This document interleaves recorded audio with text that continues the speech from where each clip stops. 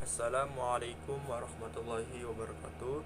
Pada kesempatan kali ini saya akan melanjutkan review dari buku The History of Quranic Text dari bab 5 sampai bab 6 dan buku Rekonstruksi Sejarah Al-Quran dari bab 4 sampai bab 5. Poin yang pertama yaitu penyebaran tulis-menulis Arabiah, dan yang poin kedua pemeliharaan Al-Quran pada masa Nabi. Poin yang ketiga pengumpulan di masa Nabi dan setelah wafatnya. Poin yang keempat pengumpulan pertama Zaid ibn Thabit, dan poin yang kelima bentuk kandungan mushaf pra-Utsmani. Langsung saja pada poin pertama yaitu penyebaran tulis-menulis Arabiah.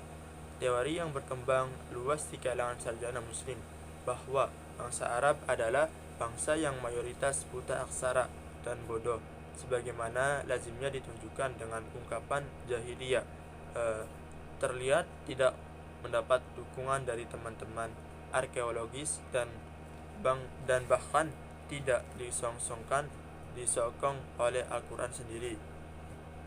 Bukti arkeologis menunjukkan bahwa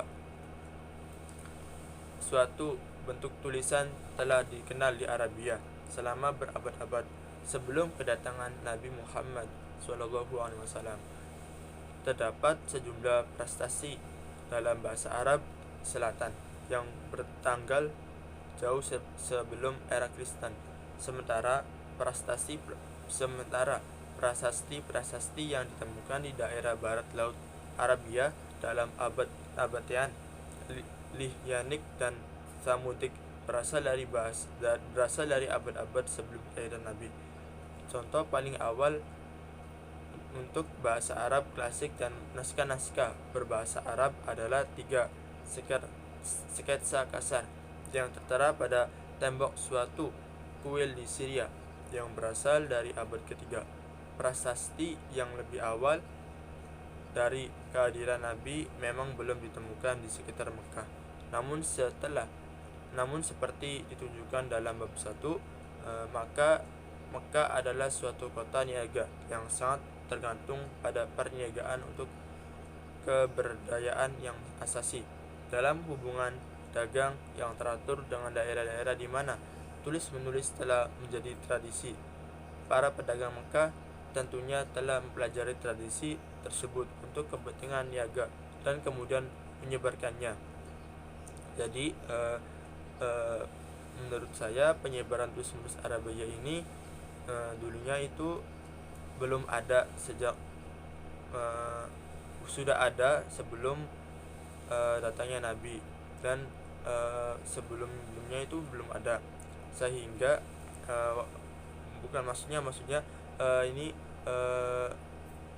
masyarakat Arabia itu sebelumnya sudah ada pelajaran tulis menulis, akan tetapi masyarakatnya yang jahiliyah. Maksudnya jahiliyah ini bukan karena kebodohannya, melainkan kebodohan dalam mengenai keyakinan. Dikabarkan selanjutnya yaitu pada poin yang kedua, pemeliharaan Al-Quran pada masa Nabi. Pemeliharaan Al-Quran pada masa Nabi, unit-unit wahyu yang diterima Nabi Muhammad pada faktanya dipelihara dan dipelihara dan dikemusnahan dengan 2 cara, yaitu menyimpannya ke dalam dada manusia atau menghafalkannya, dan yang kedua merekamnya secara tertulis di atas berbagai jenis bahan untuk menulis, seperti di kulit-kulit dan batu-batu dan hal-hal yang baik. Jadi ketika para sarjana muslim berbicara tentang Jam'ul Quran pada masa Nabi, maka yang dimaksudkan dengan ungkapan ini pada dasarnya adalah mengumpulkan wahyu-wahyu yang diterima dari melalui kedua cara tersebut, baik sebagian ataupun seluruhnya. Pada mulanya bagian-bagian Al-Quran diwahyukan kepada Nabi Muhammad, dipelihara dalam kegiatan Nabi dan para sahabatnya. Tradisi hafalan yang kuat di kalangan masyarakat Arab telah memungkinkan terpeliharanya Al-Quran dalam dalam cara semacara itu. Jadi setelah menerima suatu wahyu, Nabi sebagaimana diperintahkan Al-Quran, lalu menyampaikannya kepada para pengikutnya yang kemudian menghafalkannya. Sejumlah hadis menjelaskan berbagai upaya Nabi dalam merangsang menghafal wahyu-wahyu yang telah diterimanya. Salah satu di antaranya adalah yang diriwayatkan oleh Utsman bin Affan bahwa Rasulullah SAW pernah bersabda, "Yang terbaik di antara kamu adalah mereka yang mempelajari Al-Quran dan kemudian mengajarkannya." Hadis yang memberi info sangat beragam tentang jumlah maupun nama-nama sahabat menghafal Al-Quran. Yang paling sering disebut adalah Ubay ibnu Ka'ab, wafat 642, Mu'adz ibnu Jabal, wafat 639, Zaid ibnu Thabit, dan Abu Zaid al-Ansari, wafat 15 Hijriah. 15. Sementara dalam berbagai laporan lainnya muncul nama-nama selain keempat sahabat tersebut. Dalam Fihris disebutkan 7 nama pengumpul Al-Quran. Di antaranya sama dengan 3 nama pertama dalam riwayat sebelumnya, dan keempat lainnya adalah sahabat Ali bin Abi Thalib, Sa'ad ibnu Ubay, Abu Ad-Darda, dan Ubay ibnu Muawiyah. Nama-nama lain yang sering muncul dalam riwayat adalah Utsman bin ibnu Affan, Tanim al-Dari, ibnu Mas'ud, Salim ibnu Maqil, Ubay ibnu Sabit, Abu Ayyub al-Mujamil ibnu Jari. Sementara As-Suyuti dan Al-Itqan menyebutkan lebih dari 20 nama sahabat yang terkenal sebagai penghafal Al-Quran. Baik, selanjutnya poin yang ketiga, yaitu pengumpulan di masa Nabi dan setelah wafatnya. Pengumpulan di masa Nabi dan setelah wafatnya dalam sejumlah riwayat yang sampai kepada kita seperti telah diungkapkan di atas, disebutkan bahwa sejumlah sahabat telah mengumpulkan secara tertulis wahyu-wahyu ilahi dalam bentuk suhuf pada masa Nabi.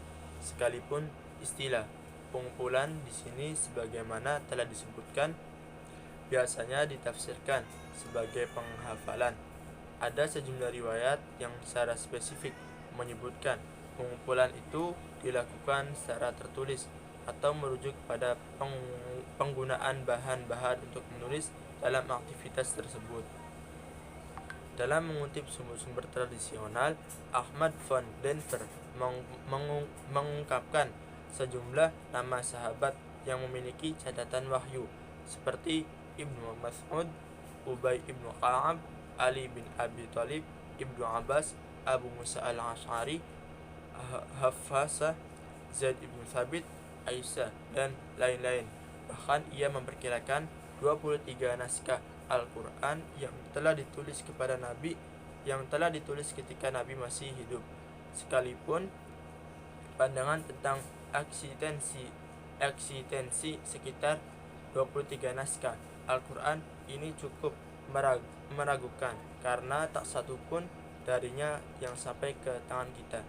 Paling tidak dapat dikemukakan bahwa sebagian sahabat Nabi memang merekam secara tertulis wahyu-wahyu berdasarkan petunjuk Nabi. Namun penyempurnaan sebagian besar naskah tersebut barangkali baru dilakukan setelah wafatnya Nabi.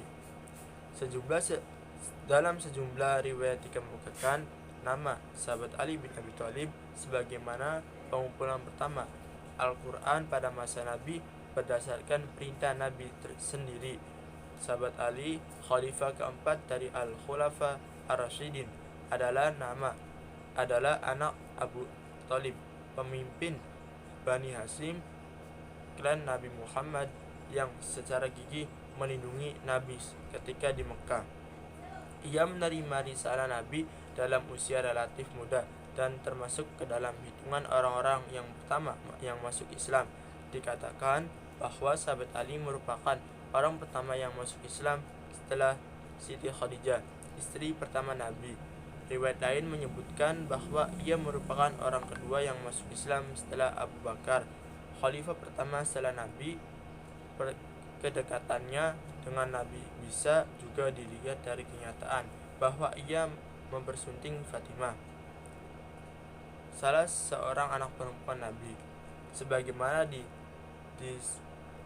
Sitir Az-Zanjani diriwayatkan bahwa suatu ketika Nabi pernah berujat kepada Ali, "Hai Ali, Al-Quran ada di belakang tempat tidurku, tertulis di atas suhuf, sutra, kertas, lembaran, kain, atau lainnya.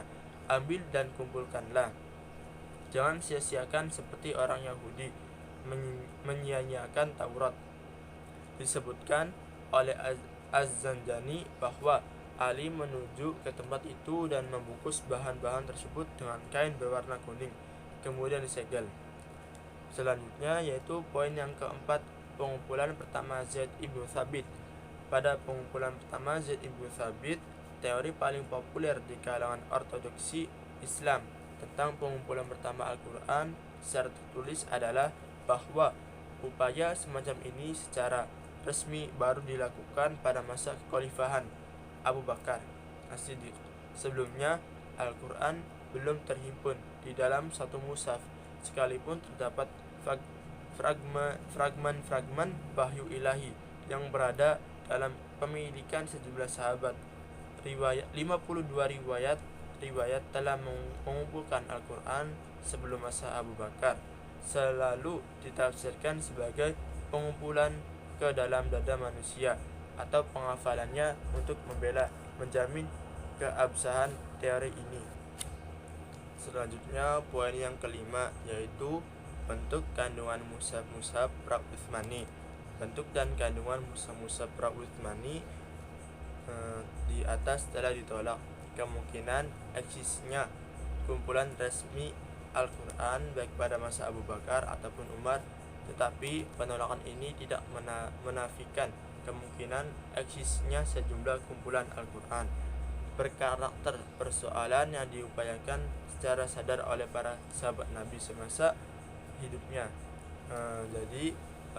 Sebelum kandungan atau bentuk kandungan mushaf sebelum pra-Utsmani, sebelum Khalifah Utsmani, yaitu banyaknya yang ditolak dikarenakan kemungkinan ditolaknya itu eksisnya kumpulan resmi Al-Quran baik pada masa sahabat Abu Bakar ataupun sahabat Umar itu belum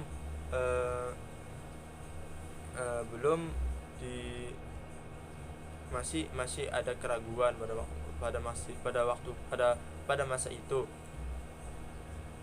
Gambaran umumnya yang diperoleh tentang keadaan salinan-salinan Al-Quran setelah wafatnya Nabi memang sangat menyedihkan, karena tidak hanya tercerai-berai dan tidak teratur, tetapi salinan-salinan itu juga ditulis di atas bahan-bahan yang berbeda dan sangat sederhana. Jadi kemungkinannya kenapa pada masa itu masih ditolak, karena setelah wafatnya Nabi banyaknya salinan-salinan Al-Quran itu ditulis di bahan-bahan yang berbeda sehingga terserai-berai dan tidak teratur urutan-urutannya. Ada sejumlah informasi yang cukup ekstensif tentang bahan-bahan yang digunakan untuk menyalin Al-Quran. Informasi ini terutama didasarkan pada laporan-laporan mengenai surat-surat yang dikirim Nabi ke berbagai penguasa dunia. Setelah itu, dan laporan mengenai pengumpulan Al-Quran yang dilakukan Zaid, dalam laporan terakhir ini disebutkan sejumlah bahan yang ketika ini digunakan untuk menyalin wahyu-wahyu yang diturunkan Allah kepada Nabi Muhammad. Kurang-kurangnya mohon maaf. Sekian dari saya. Wassalamualaikum warahmatullahi wabarakatuh.